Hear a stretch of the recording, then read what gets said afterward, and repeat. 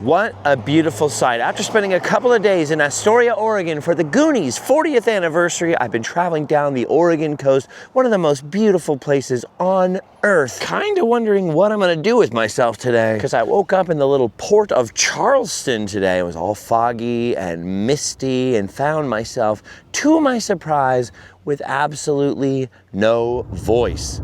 I don't know if I'm gonna be able to film today. It's like somebody hit me in the face with all my own bad decisions.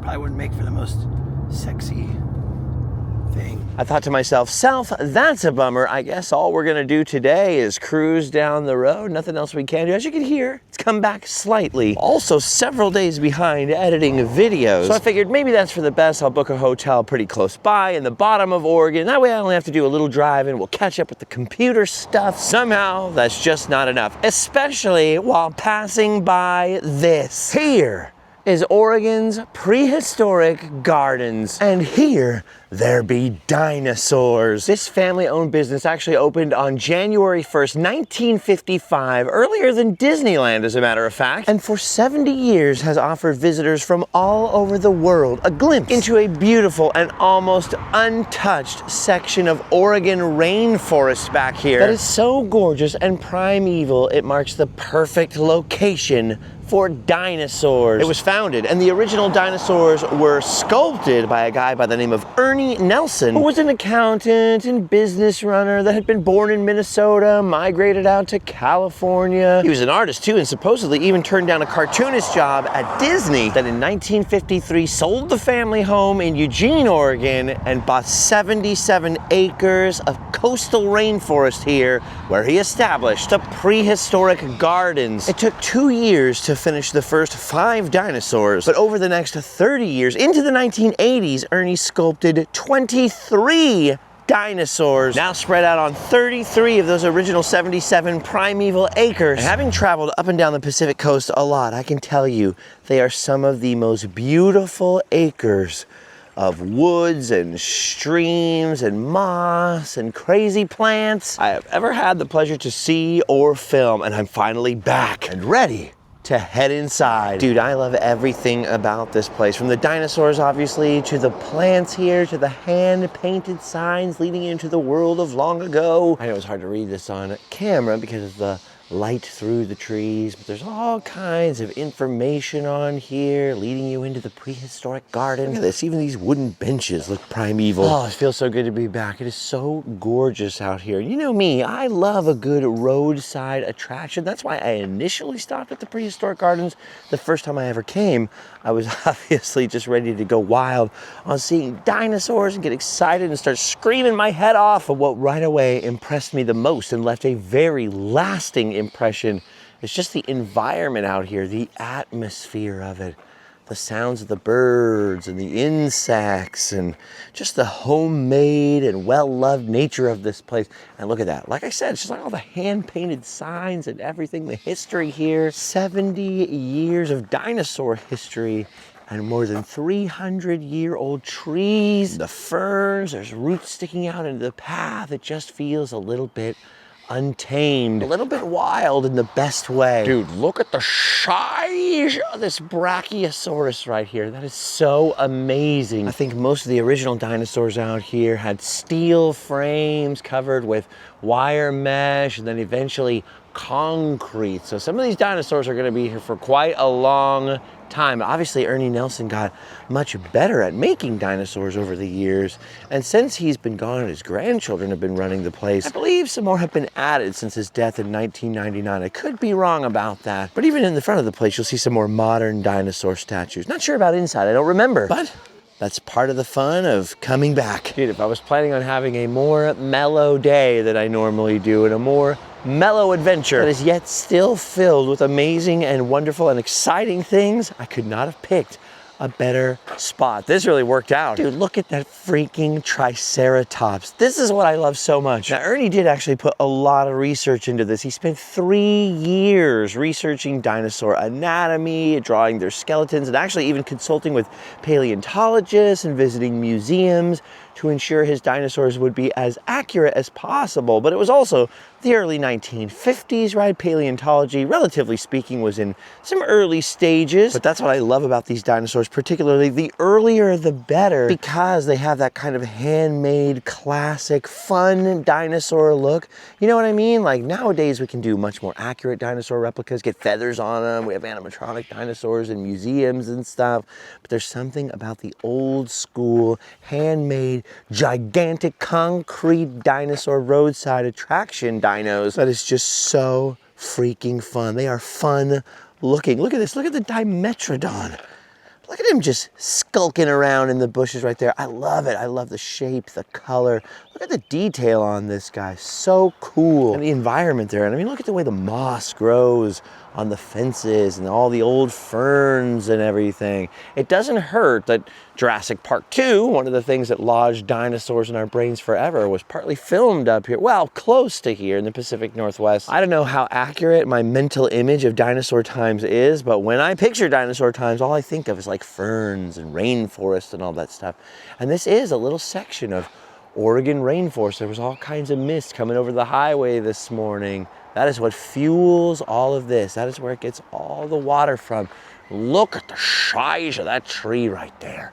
I know it's always hard to show scale on camera for trees. That tree is as wide across as my car is. All right, we gotta follow these handmade concrete dinosaur tracks here. We don't wanna go backwards up the wrong trail. It's just beautiful. Like I said, I think it's 33 acres of currently walkable dinosaur territory here. I wonder if they still own the other 40 acres and they could still expand. Look at this, you've got wooden bridges, little creeks and streams rolling through here. And again, hard to show scale, but some plants with some absolutely massive leaves. I don't see those on the side of the highway, man. You gotta get into the little coastal rainforest to see that. And look at these huge boulders here. I think man-made boulders with all this really awesome dino information. Out of the sea, the cradle of life, came the first plants that appeared on land. These were the algae that began to move from the ancient seas onto the sand, etc., etc. The continents were barren, etc., etc. Life began to flourish. This is the plant life story right here on this one. As you can see, look here, even more information. And it's funny because if I were at any other roadside attraction and there's all this information about plants, I'd probably get bored quickly. This place is so lush and beautiful. I mean, you do hear a little bit of highway traffic noise, but other than that, you could really imagine that you're here in some primeval forest before the dawn of man. Look at this, I love the older ones. I love the older signs back here. I love that there's all this foliage growing up around them. Look at this, even into the past. You gotta watch yourself from spider webs a little bit. I love that there's all this emphasis. They give you a couple of dinosaurs and then they hit you with the plant information. But it's fun. Fun plants. Look at this. Here's a sign about angiosperms. Yay, angiosperms. That's why this is the perfect place to take your day. Here's some information about trees growing since the early Triassic period and the dawn of the metasequoia, the dawn redwood, the early ancestors of our modern redwoods. Gorgeous, man. It's just such a gorgeous place. Beautiful. I love hearing all the birds. I was just talking about dinosaurs yesterday and how I could never wrap my head around just how far apart the different eras of dinosaurs were, or just how young humans are on the earth and all that kind of stuff. It's a lot more Flintstonesy in my head, right? Like there must be a crossover period. Oh, you mean man never saw dinosaurs? Nope, we came millions and millions and millions of years later. Some of the dinosaurs are as far apart from each other as we are from them. That really that hurts my head. I love this giant rock. By the way, these rocks are freaking huge. Like 3 alleys tall. It says the maximum recorded rainfall in this area one year was 10 feet. But we're not here to talk about rainfall. We're here to see some dinosaurs. And look at this guy right here, Diatrima. The only reason that I can pronounce that is because it's right over here on the sign. So one of the things I love about Prehistoric Garden is that they have phonetic spellings over there. Because if there's one thing you don't want to do publicly, it's mispronounce the name of a dinosaur, because dinosaur people will be all over you. Still a little more plant information, kind of letting you know how old some of these plants are, like how many epochs they go back in terms of evolution. Again, all that is very interesting information, but it's very involved. Some of the signs, and there are many of them. This is the plant life story number 10 over here, have quite a bit of information. So that's probably best discussed in person, you know? Look at that over here. Now, it is in a weird spot. We're basically right off the, US 101, the coast highway that goes all the way down from Washington down to Southern California. We're in the very bottom southwest corner of Oregon against the Pacific Ocean. Not a lot of major tourist spots here, but that's why I love coming to this area of the country. Not only is it one of the most beautiful places on earth, but there's so many stretches where you just forget that human beings exist at all. Well, other than the fact that we're driving on a highway. But yeah, it is absolutely gorgeous, that coastline out there and everything. And then you get inside the little park here and you're like, oh my gosh, my mind is blown just by the beauty. There's other people here, other families, there's kids running around. I can't even hear them. It's just amazing. Look at that beautiful, perfectly clear little stream and all that lush plant life. Once again, the wooden bridges. I guess I got to pick up the pace a little. There's a lot of dinosaurs here to see. But this is just amazing. I love all the little walking trails, the ferns sticking through, and the vines and the moss, especially the moss.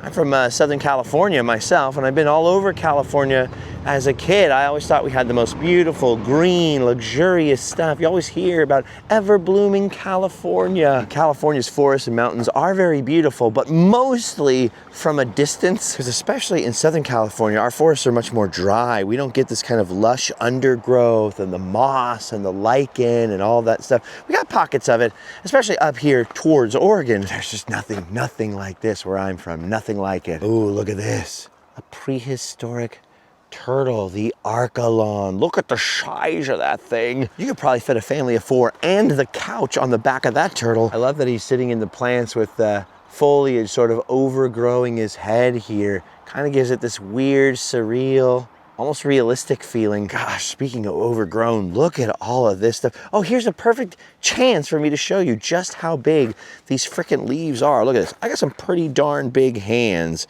I got some especially large feet, size 14s, everybody. And yet this leaf here absolutely dwarfs them. I mean, look at that. Look at the size of that salad. Ooh, I missed one, the Lystrosaurus. You see what I'm talking about right here?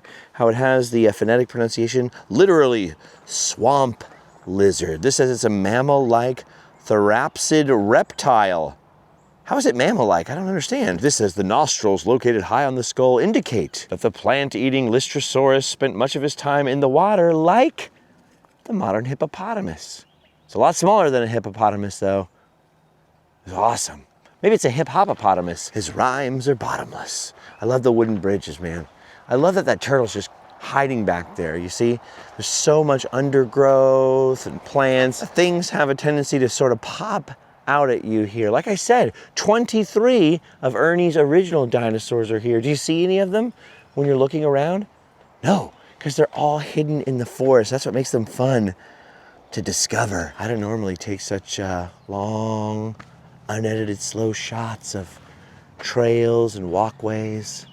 I don't normally whisper so much, but something about the forest just makes you feel at awe, you know, and you want to walk around, and I want to show you this beautiful scenery. I probably also should have stopped and focused a little more on the Psittacosaurus over here, a name I definitely could not have pronounced without looking at that sign over there. It says literally parrot lizard.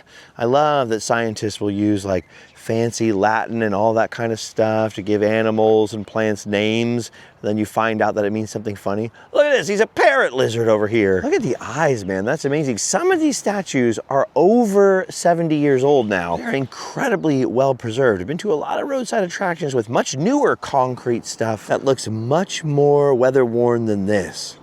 It's cool looking, man. I love the colors. Dude, I often say this, but we spend so much of our lives in cities and towns surrounded by man-made stuff.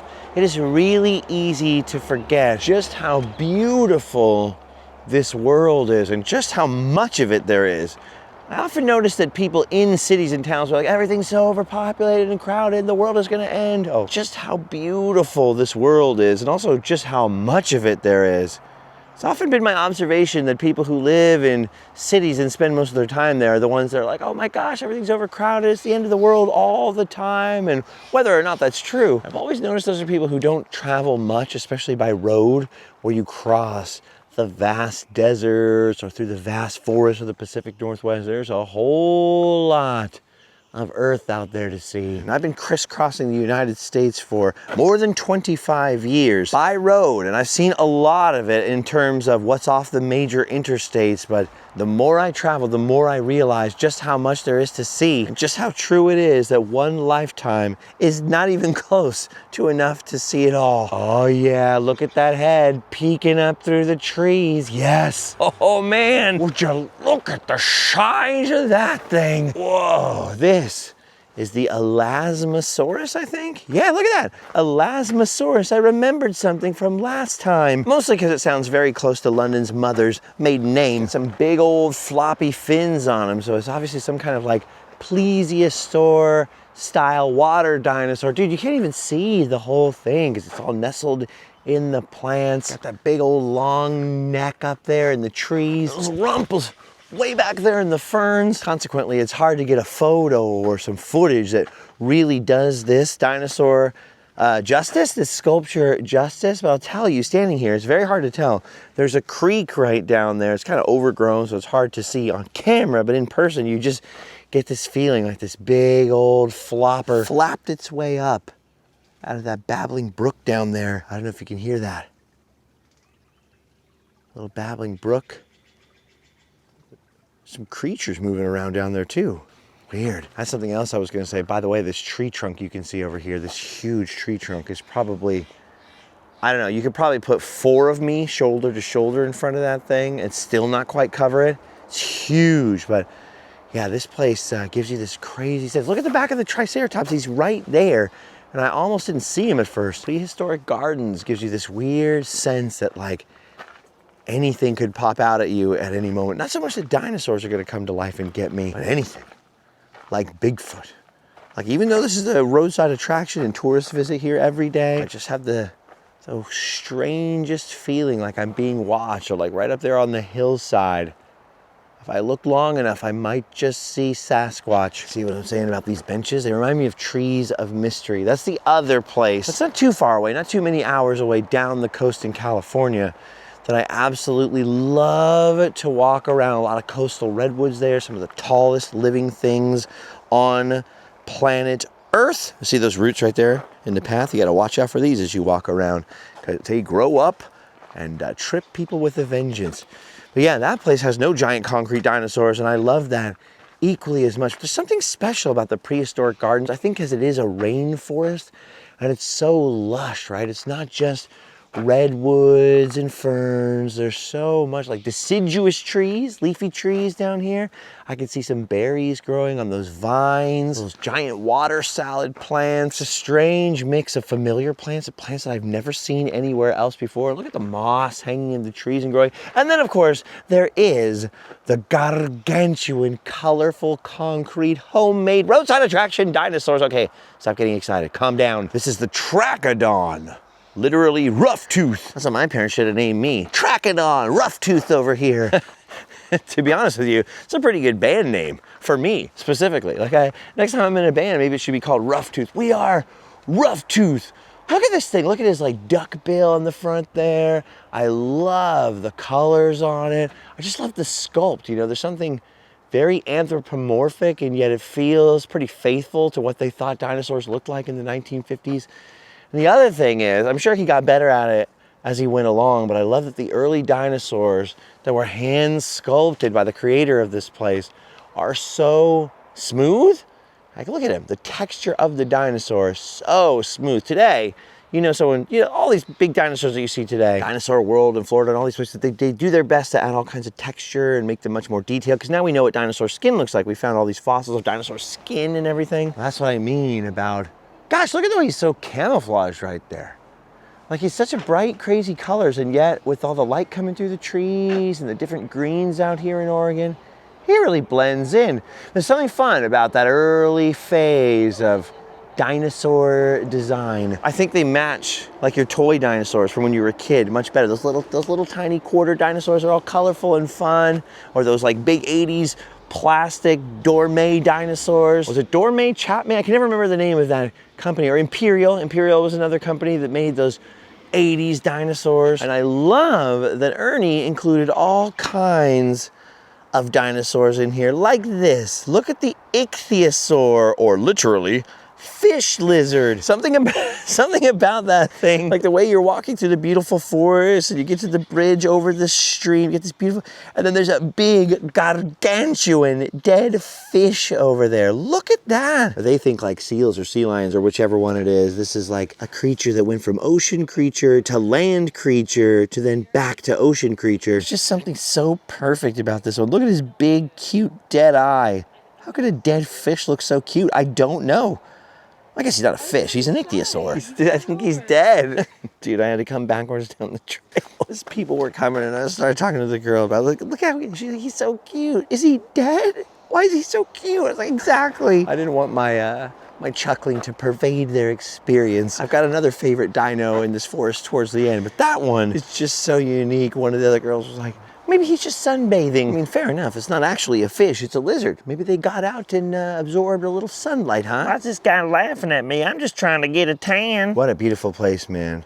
For 10 bucks or whatever it is, if you were ever driving up US 101 up the Pacific coast, please stop here. I mean, there's lots of beautiful hikes around and just natural waterfall, beautiful natural scenery. But I promise you will not regret this. It's the perfect selfie to send to mom. And I literally did too. I literally took that dead ichthyosaur selfie. Look at this path over here. Absolutely gorgeous. Oh, we're coming to one of the best up here. See the sign? Baby triceratops.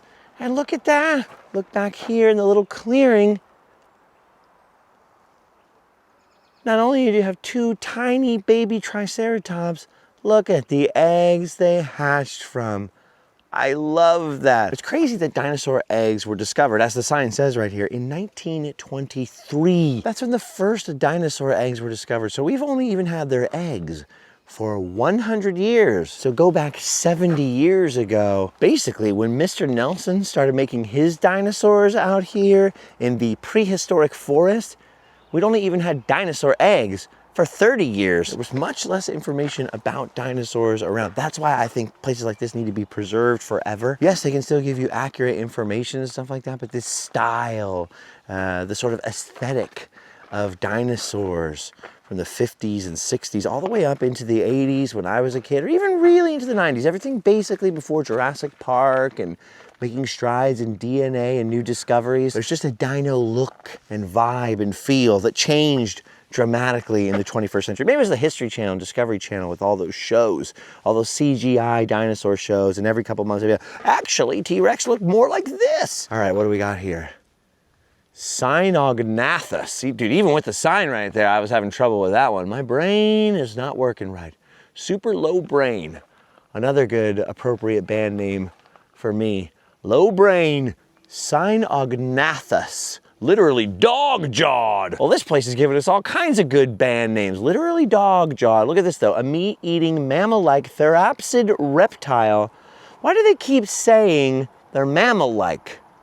Just because of the size of them? Just like the general size? I mean, this, to me, this sculpture anyways, which is purportedly life-size and based off fossils and skeletons stuff. This guy, they're like the same size as a crocodile or an alligator, so like that's what I would have gone with, right? He's reptile-like, just like the other reptiles we got. Very curious what made him mammal-like. Were they trying to make him relatable? We've got to make the dinosaurs relatable, or people won't understand. They won't be able to sympathize with the dinosaurs. Once again, look at this beautiful, we're up on the hillside now, kind of overlooking the little valley that we were in. And it is funny, it's very overlook-ish. I'm sure when they opened this place and it had just first cleared the paths and all that kind of stuff, you could see more of the dinosaurs. But from up here right now, I can't see any of them. That's what makes it fun. You really feel like you need to explore this place, you know? A lot of dinosaur-themed attractions will be out in the desert or the prairies, or even the one in Florida that I was talking about. There, you can see a lot of stuff from any one place. But not here at the Prehistoric Garden. You gotta do a lot of walking around before you finally get a glimpse of your next dinosaur. And even then, you're probably only gonna see a little part of them peeking out from the brush. I mean, Walt Disney Imagineering couldn't do a better job at setting up weenies, as Walt Disney used to call them. Something on the horizon to draw you in and keep you moving forward. You're coming out of that lush, jungly, sort of Rambo-style trail back there. And all of a sudden, bit by bit, the dinosaurs revealed to you. You keep going and going until finally, the full reveal. Look at his little head down there. Stegosaurus, dude. I know some kids who Stegosaurus was their favorite dinosaur. Actually, I very rarely ask for this, but do me a favor, leave me a comment this time. Tell me what your favorite dinosaur was as a kid, or if you even had a favorite dinosaur. I was just talking to author J. Stephen York, who, and I was at his house yesterday, about how he was obsessed with dinosaurs. He was going, technically this and that is not a dinosaur, it's a this or that or the other. And I was like, yeah, you know, I never really got into dinosaurs as a kid because most of the dinosaur kids I knew were kind of like that. By the way, Stegosaurus apparently means roofed lizard, which that I didn't know. Well, I must have known because I've been here before, but you know what I mean. That never stuck in my head. I love that it says he was an armored dinosaur. It's so true. I mean, what else could those plates be for right there? Look, don't mess with that guy, dude. He's spiky. We were talking about how as a kid, I didn't really get into dinosaurs or trains. You know, my brother was super into trains, so maybe that's why I was like, a little less into it. You know how siblings sometimes, like if one person likes one thing, it's like the other sibling will like something else. Over the years, I've grown to appreciate trains more and more and more. And let me tell you what, driving that one at Knott's Berry Farm, that steam locomotive, that completely changed the way I look at trains forever and ever. I really like trains now. Dinosaurs have always been like more of a fun thing for me, more of like a fun movies and animation and stop motion and giant concrete roadside attractions. I think of Ray Harryhausen, I think of King Kong, and I think of Pee Wee Herman and the giant Cabazon dinosaurs. Dinosaurs are more of a fun thing for me. I don't know why. Maybe I could just never wrap my head around the fact that they were real. So anyway, I never went to like a museum that had dinosaur bones and fossils and T-Rex and all that stuff until I was out on Route 66 and went to that Mesa Lands Dinosaur Museum in Tucumcari, New Mexico. A much different environment than this, I'll tell you that much. And that was the first time, and ever since then, I have loved to see anything to do with dinosaurs. And look at this, in Tucumcari, New Mexico, which is definitely a far different environment than this one, to say the least. And ever since then, I've loved being in natural history museums and looking at the reconstructions of skeletons and all that stuff. I've stopped on the path here because I just realized my other favorite dinosaur is just around the bend, just around this gigantic tree, which is close enough to show you a little bit of scale. This one's not as big as some of the ones out here, but look at the size of this beast, dude. Look at the size of it. Hey, get off my tree, tree hugger. Oh, sorry about that, sorry. Anyway, I don't know why I was sharing personal dinosaur anecdotes. Here we are in the prehistoric forest, and we should be appreciating this. Do you see that right there? You know who it is. It's Pterodactyl. And look at the expression on his face. Hey, it's me, Pterodactyl. How are you? I love the freaking pterodactyl, or actually, I think it's actually a pterodon. Guess we should probably check the sign. Yes, it is a pterodon, literally winged and toothless. I always thought it had something to do with like, ooh, it's terrible, right? A pterodon, a pterodactyl. No, no, no.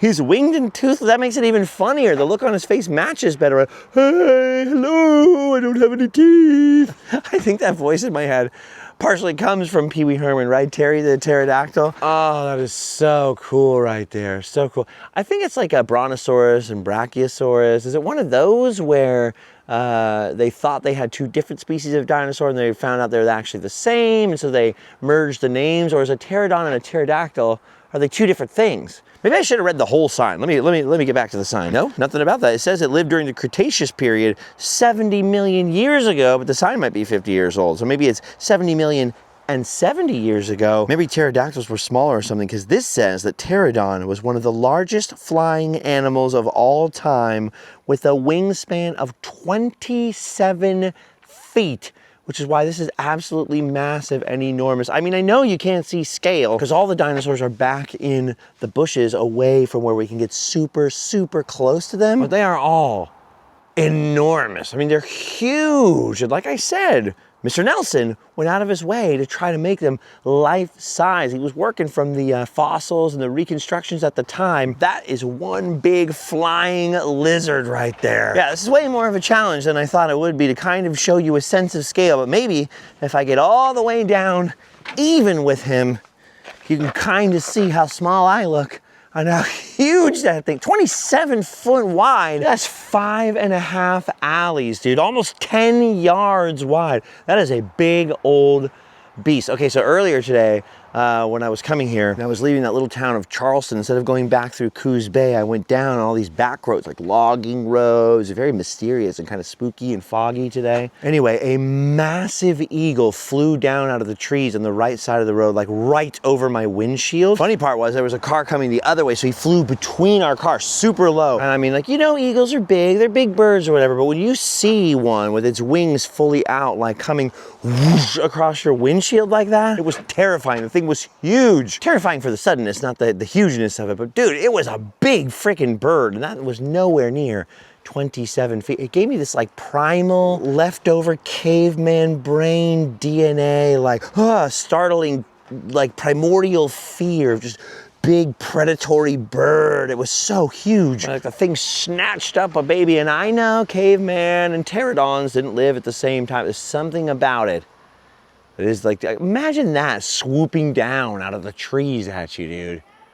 You would not have a chance. Look at the size. Well, you know what? He doesn't have any teeth, so he'd probably be all right, right? But still, he's one ornery, ugly-looking customer. How dare you? Personally, I only eat impossible meat. I'm a vegetarian. Anyways, I hope you can see it is one of the most beautiful places I've ever been. I remember when my parents were planning a road trip up this way, I was like, please stop at Prehistoric Gardens. You'll love it just for the plants even. You got dinosaurs and 300-year-old trees, beautiful walking paths where you're just completely immersed in this primordial rainforest over here in the summer. I mean, look at this amazing weather. It is just wonderful to walk in. Bring a jacket though, because it gets cold. It gets cold under the trees, surprisingly. Same thing once we get down farther into the pure redwoods, man. Bring a jacket even when it's super hot everywhere else, because you get into those trees sometimes, and even now it's probably 2:30 in the afternoon. It's a little nippy. All right, I had just walked backwards a little way to give another family a little time with the old pterodon over there, because he is pretty much one of the very last things to see out on the main trail. I mean, there's lots to read on each one of the signs. There's books and cool stuff in the gift shop, a lot of fun dinosaur toys in there, and little dinos out front and stuff. It's funny because maybe it's just the kid in me where you always think T-Rex is the best or whatever. You think you'd see like a bunch of T-Rexes in here or whatever, or another big brontosaurus looking guy. But they give you that out front. Like you can see the brontosaurus or brachiosaurus over there.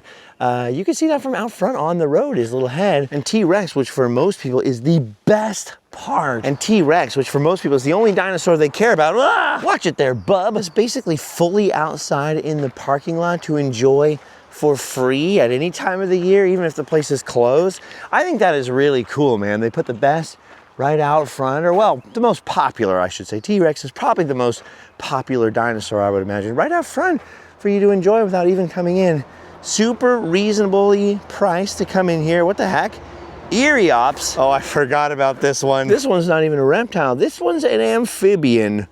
Would you look at the size of that frog right there? Drawn out eye. You can kind of tell there's a stream right here. It's one of those places that's, the light is so green from the trees, and on camera, it all kind of blends together. But when you're here, you can pick out that beautiful stream and all this stuff. But yeah, Eriops over there. Look at him. That's what I'm talking about. That handmade look. I love that they have dinosaurs and creatures from those time periods that I'd never heard of before coming here. It's just a wonderful, wonderful place. Yeah, Eriops. Never heard of him. I think it's just because I'm only 7 feet long, but come on, 7 feet, I'm longer than you are. You make an impassioned argument, and I like that. All right, well, I'm keeping it short and mellow. Like I said, I'm several videos behind. I have a lot of editing to do, but I didn't want to leave you hanging. I wanted to give you an extra adventure. I have a hard out. I got to get back home to Southern California as soon as may be. Otherwise, I just take a couple of days to recover up here, get my strength back and all that stuff.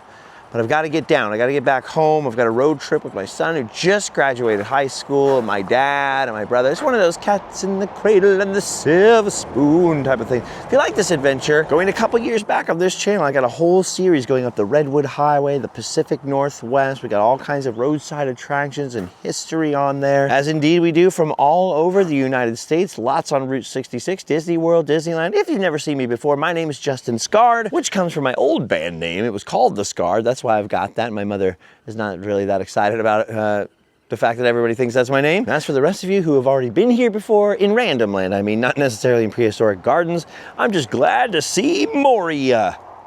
See Moria. Like these dinosaurs, you get it? I love to see Moria. All right, the joke doesn't work. The joke doesn't work. He thinks he's the first one to make that joke. He doesn't make very good jokes at all. He doesn't know that it's good jokes. Yeah, this is really stupid jokes. This is the stupidest jokes I've ever heard. I've never heard that every day. Yeah, when he says it seems stupider than normal, it's just stupid. Well, now I don't want to see more of them. All right, we'll walk out through this beautiful old building here, show you some of the nifty gifties in the gift shop. They got a great selection for all you dinosaur lovers out there. Postcards and plush and everything else you could possibly imagine. There are a couple sodas, some beautiful sexy snakes, books, dinosaur information, everything you could ask for. I also love that they have this little squirrel feeding station outside. I think it's really supposed to be a bird feeder, but the squirrels are sort of opportunistic over here. These are not like the squirrels I've got at home. Look at these little dark squirrels. They are so stinking cute. I don't know any Latin, but if I had discovered these squirrels and named them, I would have named them the alley squirrels. They just remind me of Allie. They're cute, they got big dark eyes, running around, making little chirps. Guess I'm starting to get homesick. And look at that, you got a big fat pigeon. Doesn't matter where you are, you could be in a prehistoric forest, you could be in New York City, Paris, France, the middle of Death Valley. There are always big old fat pigeons. Never see a starving pigeon. Why is that? Anyway, yeah, my memory is refreshed. So they just have this little modern dinosaur out here. It's a little more of a modern sculpture. See what I mean about the texture? I think this is actually a wood carving over here, which is why it's here. But that's what confused me. It was my mixed memory of this. Like many dinosaur attractions I've been to have infested themselves with modern dinosaurs mixed among their old, cool, smooth, weird, handmade dinosaurs. But you know what? Prehistoric Gardens remains unaffected, remains pure. I love it, dude. Look at that. Even if you're just coming by here at night when it's closed, you can still stop and get a sick pic with old Rexy there. And there's that brontosaurus. I'm sorry, brachiosaur. I'll never get used to that, man. It's like, you know, the younger generations always judge their elders harshly, and I judged my elders harshly when I was young. Like, why are they so old and fogyish? Now I know better. What you're taught when you're young sticks in your brain. You know, the verbiage, the language you use, it just sticks in there forever. Progress is fine, but just remember, it takes a long time for old dogs to learn new tricks and dinosaur names. All right, I've got to hit the road. Thank you for hanging out with me. Thank you for watching this. Normally, you know, on road trips, I like to pack a lot more into each episode, but like I said, I'm losing my voice again. I got to get to a hotel and edit a lot of videos for about 12 hours today. So, having visited one of my favorite and the most beautiful places on Earth, which I say a lot and yet somehow mean it every single time, it's time for me to go home and sleep well. Till next time.